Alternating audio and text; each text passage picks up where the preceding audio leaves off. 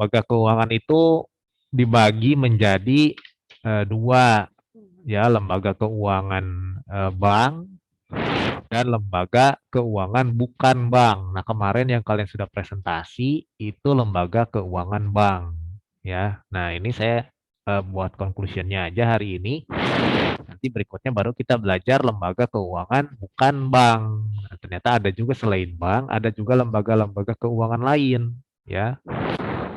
Nah, kalau kita bicara pengertian, ya, secara singkat yaitu bank adalah badan usaha yang menghimpun dana dari masyarakat dalam bentuk simpanan dan menyalurkannya lagi kepada masyarakat tuh dalam rangka meningkatkan taraf hidup rakyat banyak. Jadi dari pengertiannya kita udah tahu sebetulnya di dalamnya juga itu ada tujuan dan fungsi dari bank itu sendiri, ya, menghimpun dana dari masyarakat terus disalurkan lagi, ya, menghimpunnya dalam bentuk simpanan kan disimpan makanya namanya simpanan, disalurkan lagi kepada masyarakat dalam bentuk pinjaman atau kredit. Nah, itu tujuan bank. Karena kan bank nggak mungkin hanya menyimpan, terus dia juga akan melakukan kegiatannya, kegiatan usahanya, ya. Entah itu dia investasikan, entah dia itu gunakan untuk pembiayaan apa dan sebagainya kan, berdasarkan produk-produk banknya juga.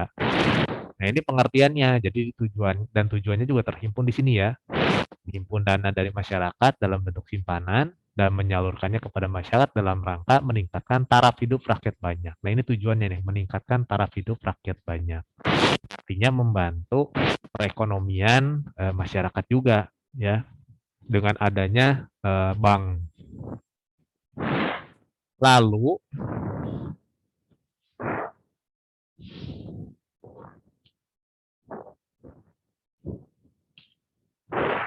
nah, fungsinya tadi ya sudah terjelaskan juga dalam pengertiannya bahwa fungsinya itu menghimpun dana dari masyarakat, ya.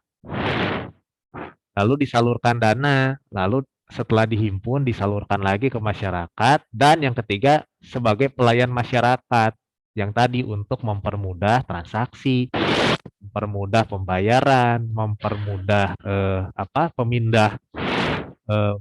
pemindahan uang, ya, atau transfer. Nah, itu salah satu fungsi dari bank, tidak hanya menghimpun dan menyalurkan, tapi juga ternyata itu melayani masyarakat dengan produk-produknya ya. Kemarin juga udah dipresentasikan. Bantu misalkan membutuhkan kendaraan bermotor. Nah, ada kredit kendaraan bermotor. Ada membutuhkan masyarakat butuh modal usaha, ada kredit tanpa agunan. Ada kredit modal usaha. Ada masyarakat mungkin yang membutuhkan rumah, tempat tinggal. Nah, ada kredit kepemilikan rumah dan sebagainya. Ya, ada kan produknya kemarin kan. Nah, itu. Jadi itu fungsi bank, menghimpun dana, disalurkan lagi dan melayani masyarakat, ya. Artinya balik lagi ada kebutuhan yang harus atau kebutuhan yang ingin dipenuhi oleh masyarakat dan itu bisa dijawab oleh adanya produk-produk dari bank. Nah, ada beberapa prinsip kegiatan usaha di bank, terutama bank ya. Yang pertama itu prinsip bank itu prinsip kehati-hatian, artinya karena yang sudah dihimpun, ya, dana kan bank menghimpun dana tuh dari masyarakat, artinya dititipkan kepada bank. Jadi harus ada yang namanya kehati-hatian. Kehati-hatian dalam apa artinya? Jadi dalam menjalankan kegiatan usahanya, bank harus berhati-hati dalam tadi pertama, saat menghimpun dana, bank juga harus hati-hati dana itu dari mana. Karena banyak juga kalau kalian pernah dengar ada istilah money laundry atau pencucian uang. Ya, uang-uang yang memang hasil dari tindak kejahatan dimasukin ke bank. Nah, bank harus tahu, ya, harus hati-hati saat menghimpun dana, menerima dana dari masyarakat, itu harus hati-hati, harus tahu ini uangnya dari mana. Gak sembarangan, ya, apalagi misalkan dengan nilai nominal yang besar, miliaran, triliunan, ratusan juta. Nah, bank harus berhati-hati, ya, karena tak dikhawatirkan terjadi seperti itu, ada tindakan pencucian uang atau money laundry. Makanya dengan adanya prinsip kehati-hatian ini, bisa ketahuan kalau misalkan dia melakukan korupsi, dia melakukan money laundry dan simpan uangnya di bank, itu pasti ketahuan. Nah, makanya kalau misalkan terjadi tindak korupsi, kenapa uangnya kok ditangkap, ketangkap tangan nih, uangnya itu bisa di dalam koper, bisa di mana gitu. Karena kalau misalkan ditransfer ke bank, pasti ketahuan kalau itu hasil dari korupsi. Nah, ini yang merupakan kegiatan usaha, prinsipnya dari bank harus hati-hati. Demikian juga saat bank itu saat mau menyalurkan pinjaman tadi, ya menyalurkan dana lagi ke masyarakat harus hati-hati, harus selektif dalam memberikan eh, memberikan kredit tersebut, pinjaman tersebut. Ya harus tahu si calon nasabahnya atau nasabahnya ini mampu mampu melunasi atau tidak. Terus latar belakangnya seperti apa. Ya, itu harus benar-benar hati-hati supaya si kegiatan usaha bank ini juga, kegiatan yang dilakukan bank ini juga membuat bank tersebut keuangannya tetap sehat, ya. Makanya jangan sampai terjadi kalau bank itu ada istilah kredit macet karena si nasabah tidak bisa membayar. Akhirnya itu mempengaruhi kesehatan keuangan bank tersebut, ya. Nah, itu prinsip kehati-hatian, ya. Makanya harus berhati-hati. Itu ada juga tertuang dalam undang-undangnya. Terus harus ada yang namanya prinsip kepercayaan. Prinsip kepercayaan ini kayak gimana sih? Sudah jelas, harus ada hubungan antara si pihak bank dengan orang yang menyimpan dananya di bank. Ya, contoh kita gitu, kalau kita nggak percaya simpan di bank ya nggak usah, ngapain, ya. Tapi saya yakin kalau kita simpan uang kita di bank itu karena kita percaya dengan bank untuk mengelola uang kita, untuk menyimpan uang kita, ya, dengan bunga yang sudah ditetapkan, dengan perjanjian yang sudah ditetapkan. Artinya harus ada kepercayaan di kedua belah pihak. Jangan cuma sekedar di banknya saja, tapi di sisi nasabahnya pun harus ada sisi kepercayaan. Sama seperti bank tadi. Kalau misalkan ternyata waktu mau menghimpun dana, menerima dana, dia tidak percaya dengan dana itu, bank juga akan menolak, nggak mau. Kita tidak berani untuk simpan dana tersebut. Kalau misalkan ditanya, kalau nggak salah sih mungkin ya, kalau nggak salah, sekarang di nominal berapa ratus juta gitu, itu bank akan bertanya, itu uang dari mana? Misalkan uangnya tersebut akan simpan di bank. Nah, bank akan bertanya, ini uangnya dari mana? Misalkan, oh karena habis jual rumah, oke, masuk akal. Ada nggak surat jual belinya? Nah itu supaya bank juga percaya bahwa uang tersebut tuh memang benar-benar uang yang bukan uang yang dari tindak kejahatan, ya. Itu harus ada saling percaya antara kedua belah pihak. Jangan sampai tidak ada rasa percaya, curiga, jangan. Kalau sudah tidak percaya, mending nggak usah. Kamu jangan usah simpan dana di bank dan bank juga pasti nggak akan terima uang yang akan nasabah simpan di bank. Lalu ada prinsip kerahasiaan. Rahasia ini data nasabah itu harus dirahasiakan. Kenapa? Contoh waktu kita mau membuka produk bank apapun lah ya, jasa perbankan juga apapun itu, bank akan minta data kita kan, KTP, kartu keluarga lah, ya mungkin ada akte nikah, ada juga mungkin surat keterangan, ada juga mungkin nanti dokumen-dokumen penting lainnya. Nah, itu biasanya akan diminta fotokopinya oleh bank. Nah, si bank harus bisa menjaga kerahasiaan data nasabah, jangan sampai bocor atau jangan sampai data tersebut dicuri. Ya. Nah, itu makanya keamanan dari sistem bank itu benar-benar harus diperhatikan. Jangan sampai bisa di-hackers, jangan sampai akhirnya datanya menyebar, datanya disalahgunakan, jangan sampai seperti itu. Karena salah satu prinsipnya adalah kerahasiaan. Data nasabah harus dirahasiakan, tidak boleh. Ya, karena kita juga kan tenang nih. Kita juga percaya kepada bank. Seperti itu. Nah, lalu berikutnya prinsip mengenal nasabah. Nah, bank juga sama dalam menjalankan kegiatan usahanya harus mengenal nasabahnya. Mengenal nasabah ini gimana sih, Pak? Apa harus dia menabung jadi nasabah bertahun-tahun dulu, sedangkan yang baru enggak juga. Artinya, kalau misalkan si nasabah tersebut mau menyimpan dana di bank, ya tetap tadi balik lagi ya ke prinsip pertama tuh, kehati-hatian. Bang, lihat, tanya dulu nih dananya dari mana, tujuannya untuk apa, dan sebagainya. Mengenal, artinya alamatnya di mana berdasarkan data-data yang dia ada tuh, KTP, kartu keluarga, dan sebagainya. Supaya tahu nih, oh iya memang nasabah ini tinggal di sini, dan sebagainya. Pekerjaannya ini, ada surat keterangan kerjanya, dan sebagainya. Ya, mengenal nih nasabahnya. Terus kebutuhannya seperti apa? Makanya bank akan membantu. Oh, kebutuhannya akan modal usaha. Berarti kamu nanti diarahkan untuk pengajuan modal usaha. Nah, kayak begitu ya. Nah, inilah prinsip, ada 4 prinsip kegiatan usaha dalam bank. Hati-hati, kepercayaan, kerahasiaan, dan mengenal nasabah. Nah, itu ada di buku sih. Penjelasannya ya, lebih detailnya ada di buku. Oke, berikutnya adalah kita masuk lagi ke yang namanya, kemarin udah dibahas sedikit ya mengenai bank sentral waktu presentasi awal. Jadi kita bicara jenis-jenis bank. Ya, menurut kegiatannya itu yang pertama ada bank sentral. Ya, nah ini bank sentral adalah badan keuangan yang bertanggung jawab mengatur kestabilan badan-badan keuangan lainnya, serta menjamin agar kegiatan badan-badan keuangan tersebut dapat menciptakan tingkat kegiatan ekonomi yang tinggi dan stabil. Artinya, bank sentral ini mengatur kegiatan keuangan perekonomian kita, ya. Nah, termasuk yang di bawah-bawahnya tuh, ya. Ini bank sentral. Intinya seperti itu kalau kita bicara bank sentral, atau di Indonesia ya berarti Bank Indonesia nih, bank sentralnya Bank Indonesia, ya.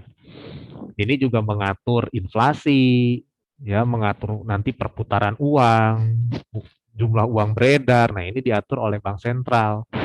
Ya, termasuk mencetak uang, menarik uang yang sudah rusak. Ini salah satu bagian dari bank sentral, ya.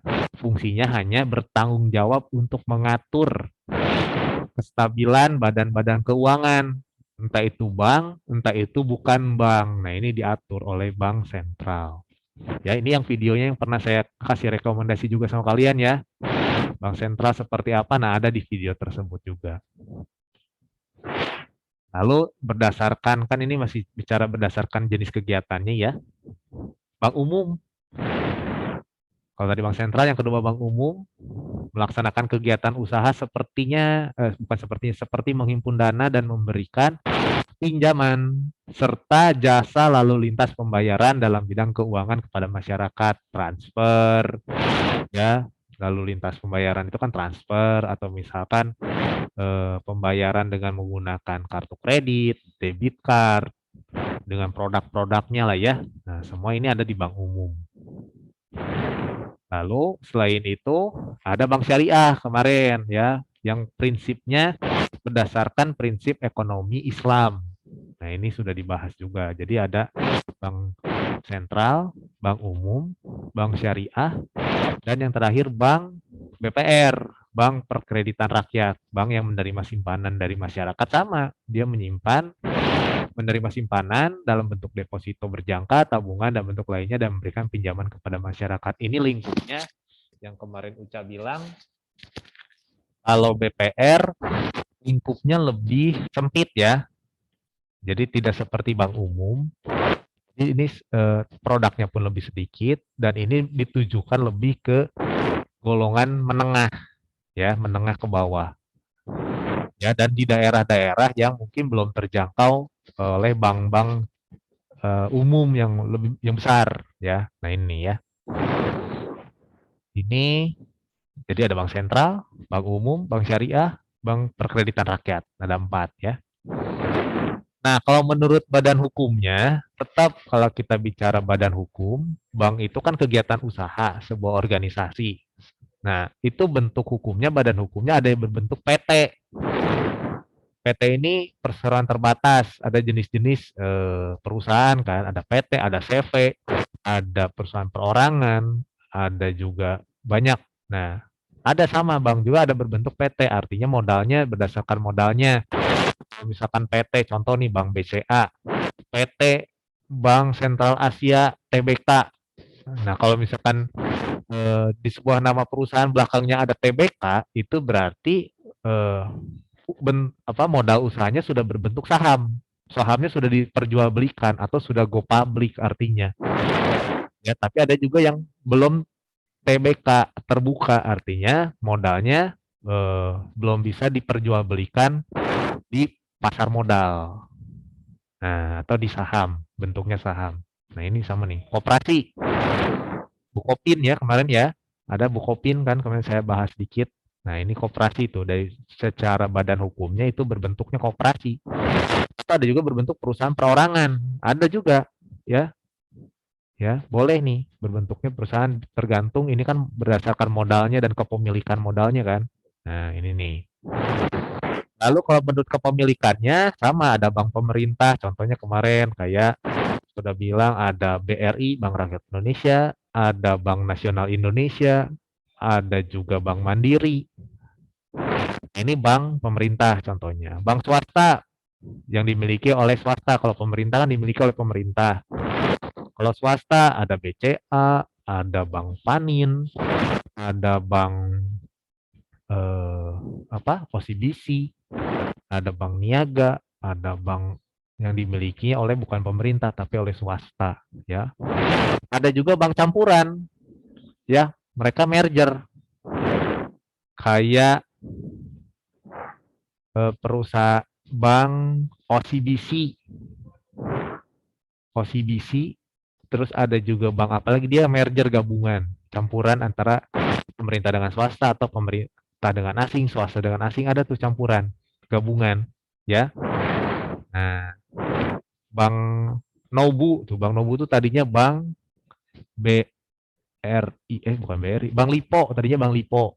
Nah, dia campur tuh, dia merger jadi Bank Nobu sekarang. Nah, itu ada bank campuran tuh ya, berdasarkan kepemilikannya.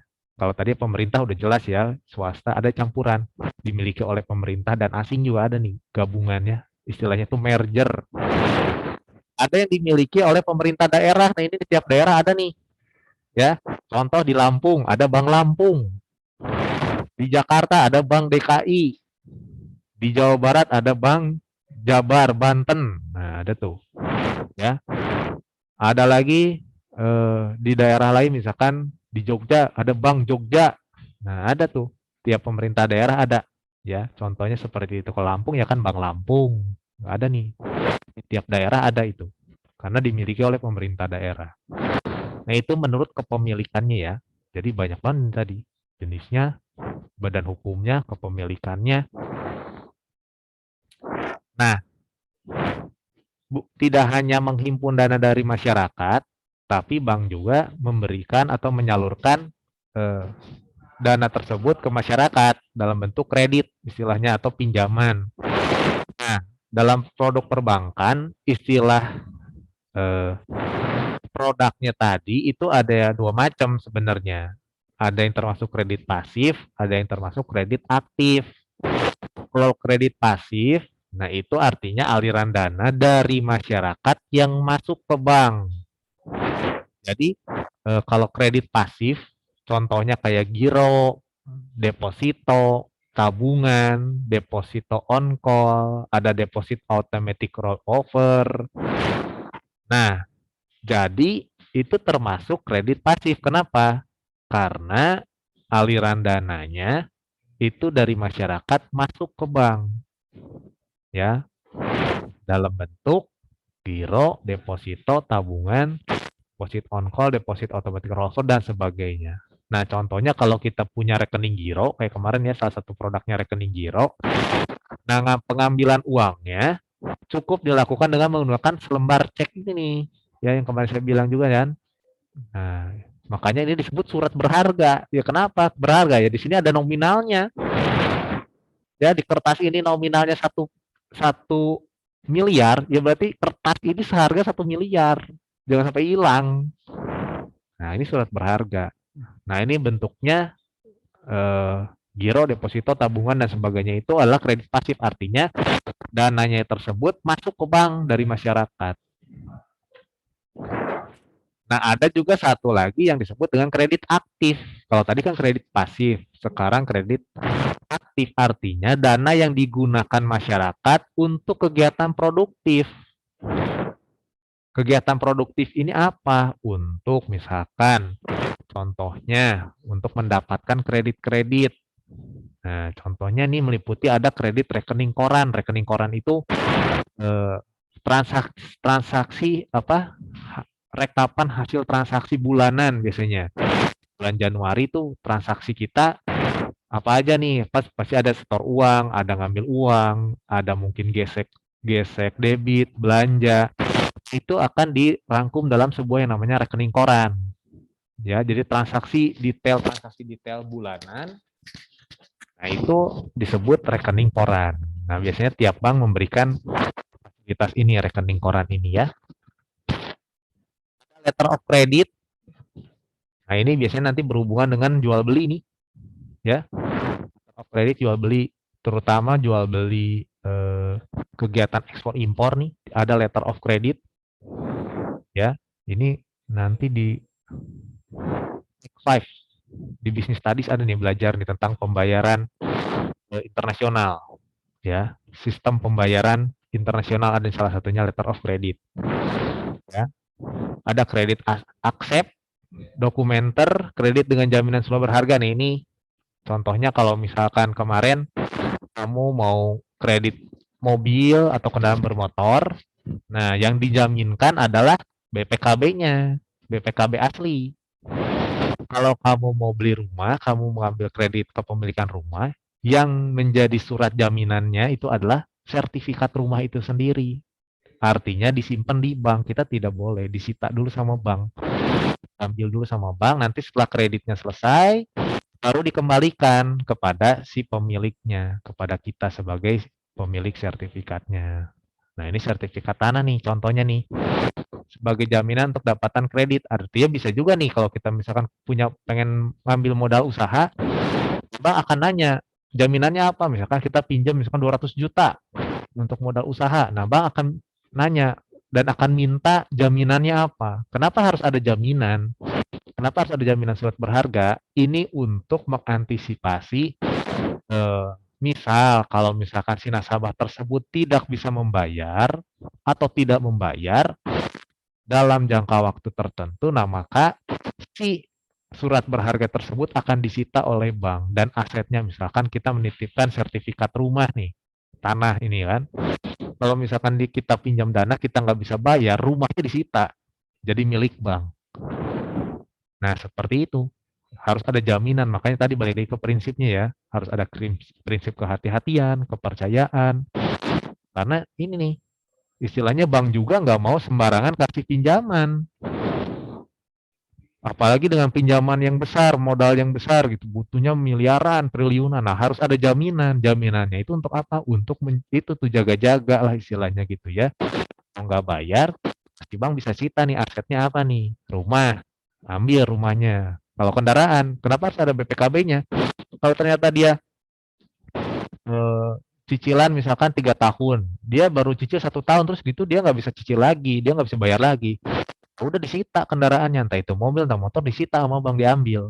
Jadi milik hak bank karena di salah satu perjanjiannya yang tertulis sebelum mendapatkan fasilitas tersebut, pinjaman tersebut ada tanda tangan di atas materai yang menyatakan seperti itu.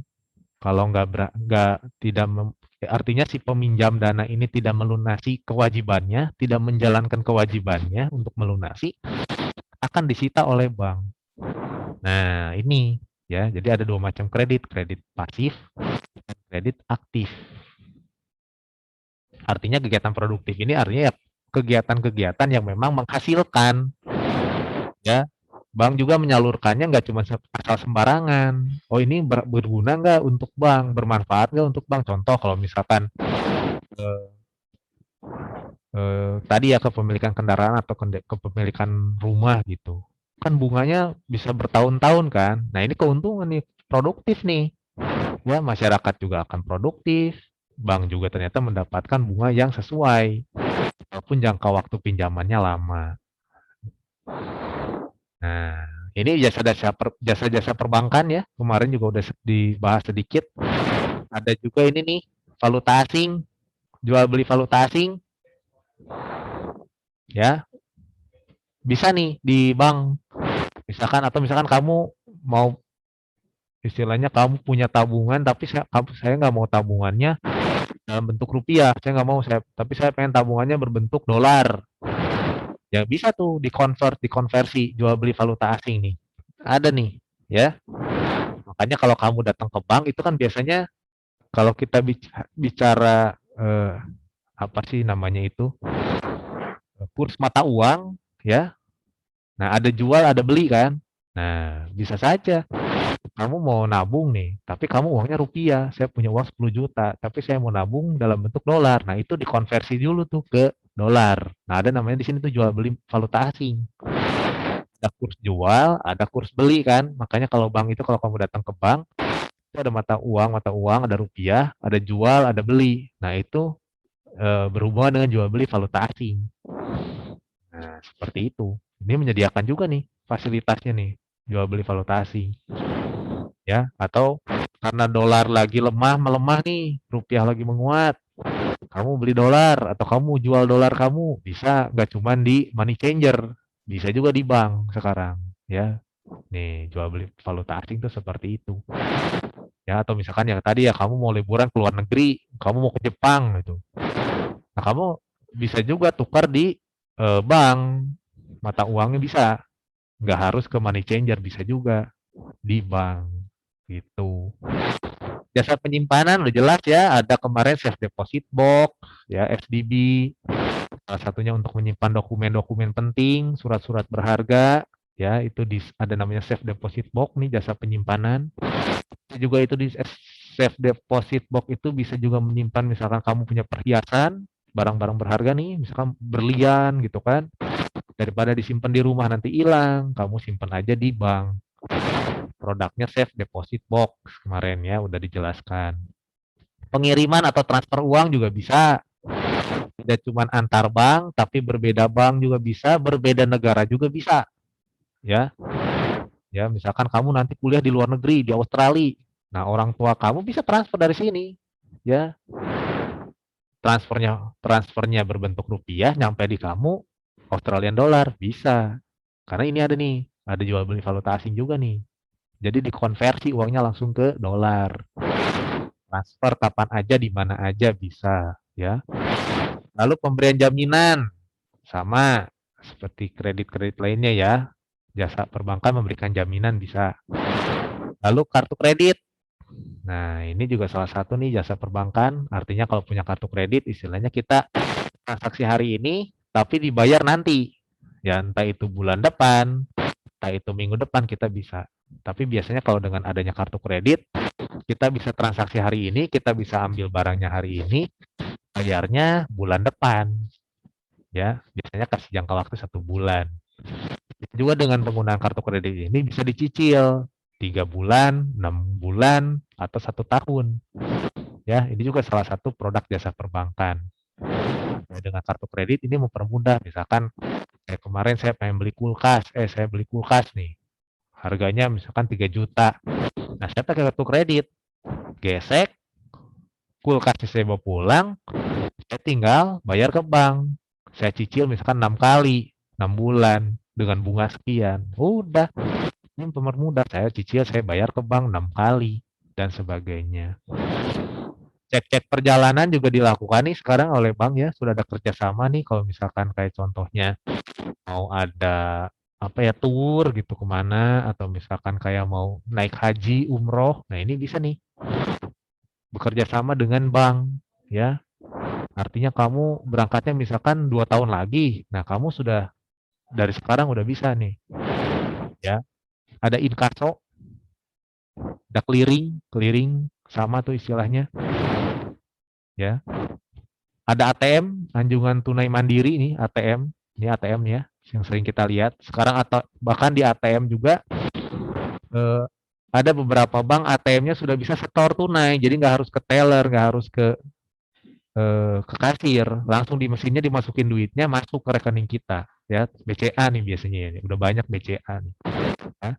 Kartu debit. Nah, ini biasanya kalau buka tabungan dikasih kartu debit atau kartu ATM juga ya, sama tuh untuk gunakan ATM bisa. Debit ini untuk pembayaran, gesek nih, misalkan bayar belanja, ya nggak usah keluarin duit, gesek aja pakai kartu debit. Nah, bisa nih.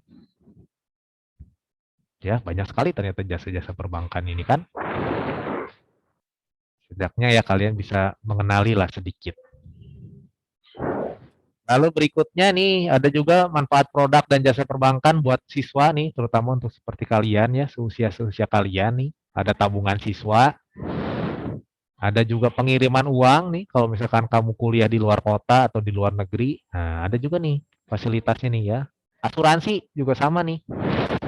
Banyak sekarang asuransi yang rekanan bank atau bank mengeluarkan produk asuransi, proteksi kesehatan, jiwa, proteksi income, dan sebagainya. Ini belajar nih nanti di perusahaan, di lembaga keuangan bukan bank, salah satunya perusahaan asuransi. Ya, nah ini nih. Untuk bagi pengusaha, ya biasanya dia akan berbentuk simpanan giro ya untuk pembayaran. Tadi ya salah satu alat pembayaran. Clearing artinya pemindah bukuan, artinya kita misalkan berbeda bank. Nah, itu bisa tuh pengiriman uang atau berbeda bank bisa tuh. Ya, ada berbagai jenis-jenis kredit lainnya untuk pengusaha. Ya, kayak kredit usaha atau kredit tanpa agunan ya, KTA. Nah, istilah kredit ini juga sebenarnya adalah pemberian utang kepada orang lain dalam jangka waktu tertentu dengan jaminan atau tanpa jaminan, dengan pemberian bunga atau tanpa bunga. Nah, ini istilahnya kreditnya ya, pinjaman lah istilahnya, pemberian uang dalam jangka waktu tertentu dengan jaminan atau tanpa jaminan, dengan bunga atau tanpa bunga. Nah, ini disebut dengan kredit. Ya, secara keseluruhan. Nah, kalau di perbankan sendiri di bank itu ada jenis kredit berdasarkan sumber kreditnya nih. Ada kredit dalam negeri, kredit luar negeri. Jelas kalau misalkan kredit dalam negeri berarti ya sumbernya berasal dari dalam negeri. Ya, pinjamannya berasal dari dalam negeri. Kalau dari luar negeri berarti kredit luar negeri berarti pinjamannya dari luar negeri. Ya, dengan tujuan penggunaannya untuk produksi, untuk konsumsi. Ya, kreditnya pinjamannya itu kegiatan produksi untuk kegiatan konsumsi atau digunakan untuk konsumsi bisa. Kalau misalkan berdasarkan ada tidaknya jaminan, ya ini ada belangko, ada kredit berjamin. Belangko ini ada ininya, ada suratnya, ada sertifikatnya. Atau misalkan berjamin itu artinya ya nggak ada belangkonya, nggak ada sertifikatnya, nggak ada keterangan ininya, tapi dia seperti kartu kredit. Tiga kali cicilan berarti dalam 3 bulan berikutnya dia akan menerima tagihan. Itu kredit berjamin tuh ya. Jangka waktu pendek, menengah atau panjang. Kalau jangka waktu pendek itu biasanya kurang dari 1 tahun, menengah itu ya sekitar 1 sampai 5 tahun, jangka waktu panjang sekitar 10 tahun lebih. Itu ya. Jadi berbagai macam jenis kredit yang ada di bank. Sama syarat pemberian kredit juga tadi udah dijelaskan sedikit ya, di salah satunya di prinsip bank tadi ya, dilihat dari karakternya seperti apa. Karakternya ini bukan berarti anak, tapi dilihat si calon nasabahnya akan mendapatkan kredit ini seperti apa, baik atau tidak, kooperatif atau tidak, dan sebagainya. Kemampuan, dia punya kemampuannya berapa, gaji dia berapa, penghasilan dia tiap bulan berapa, dengan yang dia pinjam sekarang di bank, sanggup nggak dia bayar. Nah, ini harus disesuaikan dengan kemampuannya. Modalnya seperti apa, istilahnya dia punya modal apa, aset apa, nah, dan sebagainya ya. Ada condition of economy dan protection. Nah, ini biasanya syarat-syarat pemberian kredit yang dilakukan oleh bank. Jadi, sebetulnya makanya kalau kita pinjam dana ke bank, kita mau ambil kredit di bank, ya memang agak ribet karena benar-benar harus sesuai dengan prinsip perbankan tadi ya. Nah, ini ya, condition of economy juga mempengaruhi nih kondisi ekonomi saat ini nih ya. Saat pandemi kayak gini gimana ya, apakah bisa memberikan kredit dengan mudah atau lebih sulit. Nah, itu juga sebetulnya menjadi salah satu syarat-syaratnya yang harus diperhatikan oleh bank. Termasuk protectionnya, perlindungannya untuk nasabah seperti apa. Contoh kalau misalkan kamu ambil kredit kepemilikan rumah, harus ada asuransi. supaya kalau misalkan si pengambil kredit rumah itu meninggal, nah itu otomatis dengan adanya asuransi dia akan mendapatkan istilahnya itu uang pertanggungan senilai harga rumah tersebut. Nah, makanya itu harus ada proteksi di situ syarat-syaratnya, ya. Banyak banget lah pokoknya, ada kebaikan dan keburukannya juga sama lah. Ini panjang. Cuman intinya dengan adanya pemberian kredit itu kan bersifatnya memperlancar lah ya, memperlancar kegiatan ekonomi. Istilahnya walaupun kita kredit tapi kan kita bisa kita bisa punya aset dan sebagainya. Nah, seperti itu. Nah, inilah sedikit conclusion tentang bank ya. Nah, saya rasa cukup lah ya. Nanti kalian bisa baca buku, di buku juga ada nih lebih lengkap. Nanti eh, kita lanjutkan lagi di pertemuan selanjutnya lah ya. Oke, ada pertanyaan dulu? Oh, ada pertanyaan. Ada pertanyaan tapi sudah less than 1 minute. Saya matiin dulu aja lah ya. Nanti saya bahas pertanyaannya. Ada pertanyaan di chat ya. Saya end meeting.